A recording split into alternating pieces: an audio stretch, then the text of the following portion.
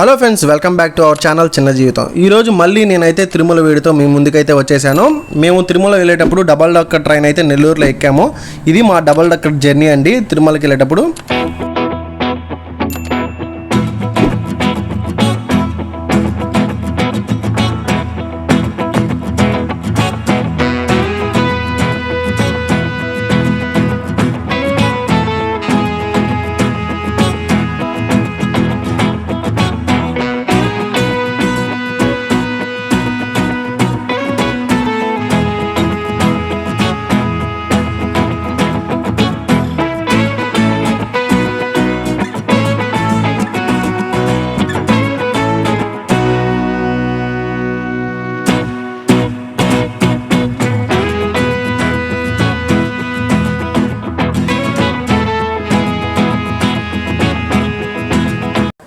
చూస్తున్నారు కదా, ఇది మా వివాంశు. ట్రైన్ మొత్తం ఓడిదేలా ఫీల్ అవుతున్నాడు. మొత్తం అందరిపైన ఎక్కి ఆడుకుంటా ఉన్నాడు ట్రైన్లో. అలా మా డబల్ డక్కర్ ట్రైన్ అయితే తిరుమలకి అయితే రీచ్ అవుతుంది చాలా స్పీడ్గా. చాలా కూలింగ్ అయితే, ఏసీ అయితే కూలింగ్ అయితే చాలా బాగుంటుందండి డబల్ డక్కర్ ట్రైన్లో. ఎవరైనా విజయవాడ నుంచి తిరుమలకి వెళ్ళే వాళ్ళు ఉంటే డబల్ డక్కర్ ట్రైన్ అయితే మీరు ప్రిఫర్ చేయండి తిరుమల జర్నీకి. చాలా బాగుంటుంది. చూస్తున్నారు కదా, ఇది డబల్ డక్కర్ ట్రైన్లో వ్యూ అనమాట. చాలా బాగుంది ట్రైన్ అయితే.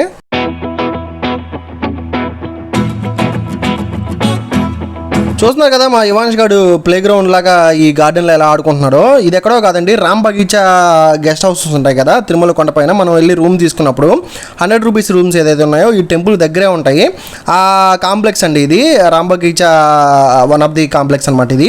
దాంట్లో రూమ్ వచ్చింది మనకి. ఈ కింద గార్డెన్ అంతా బాగుందని చెప్పేసి మా యువాంష్ని తీసుకొచ్చాను. వాడు చూడండి ఎలా ఆడుకుంటున్నాడు గడ్డిలో. చాలా ఫ్రీగా ఆడుకుంటున్నాడు. అంత ప్రశాంతంగా ఉందన్నమాట అక్కడ వాతావరణం.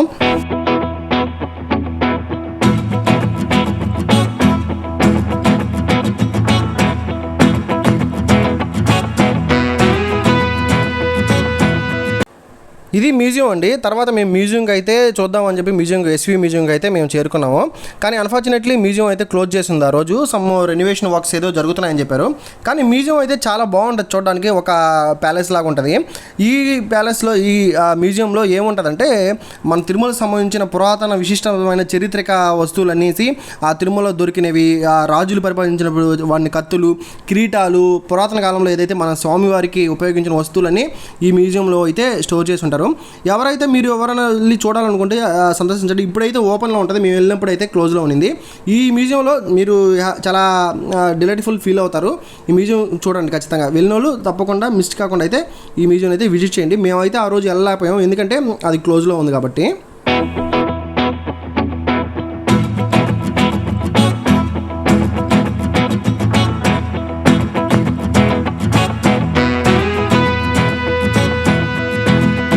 మేము ఇంకా మ్యూజియంకి వెళ్ళేసి వచ్చేసిన తర్వాత టెంపుల్ బ్యాక్ సైడ్కి అయితే వచ్చాము. ఈ టెంపుల్ బ్యాక్ సైడ్కి మనకి చూడండి, ఇది టెంపుల్ ఎలా ఉందో చూడండి. గోల్డెన్ టెంపుల్ మనకు కనిపిస్తుంది కదా, శ్రీవారి గర్భగుడి. అది గోల్డెన్ టెంపుల్.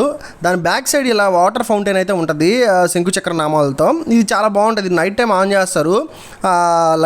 లైటింగ్ షో లాగా ఉంటుంది. చూడడానికి చాలా వండర్ఫుల్గా ఉంటుంది. ఎవరైనా ఈవినింగ్ టైంలో బ్యాక్ సైడ్కి వచ్చినప్పుడు చూడండి, ఈ లైటింగ్ వేసి ఉంటారు.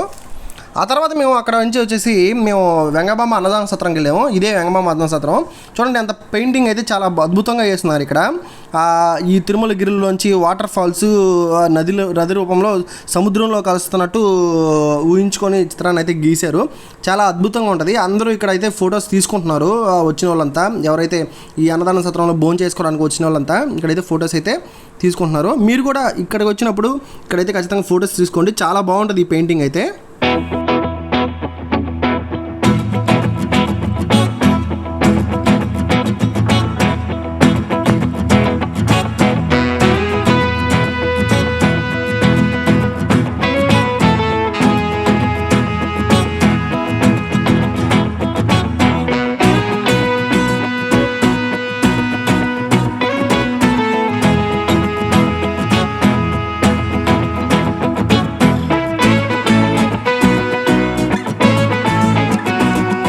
అలా మేము మా ఫ్యామిలీ అంతా వెళ్ళి ఈ వెంగమాంబ అన్నదాన సత్రంలో భోజనం అయితే తిన్నామండి. చాలా బాగుంది ఆ రోజు భోజనం అయితే.